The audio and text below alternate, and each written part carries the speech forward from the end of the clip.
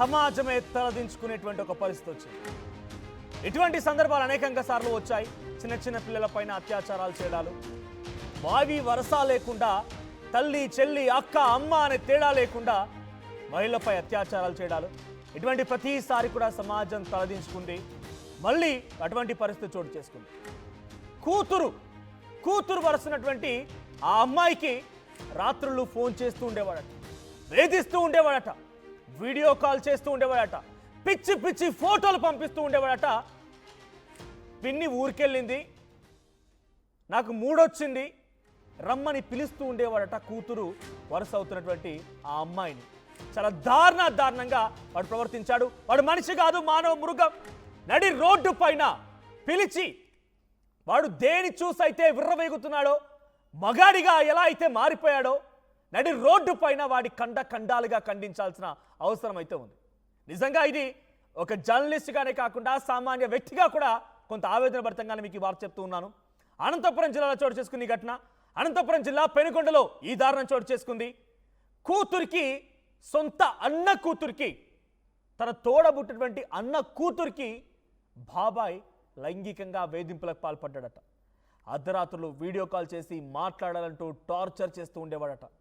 అమ్మవారిపల్లిలో కూతురుతో వెంకట్రెడ్డి అసభ్య ప్రవర్తన ఇప్పుడు బట్టబయలైంది.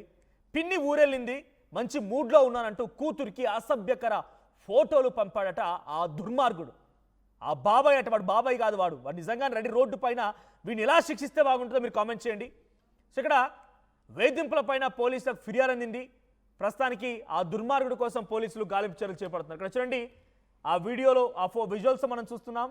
రైట్ సైడ్లో కనబడుతుంటే ఆ చాట్ చూడండి ఒకసారి. మీకు ఆ చాట్లో ఏముందో, ఎంత దుర్మార్గంగా వాడు మాట్లాడాడో చూపిస్తాను నేను అక్కడ.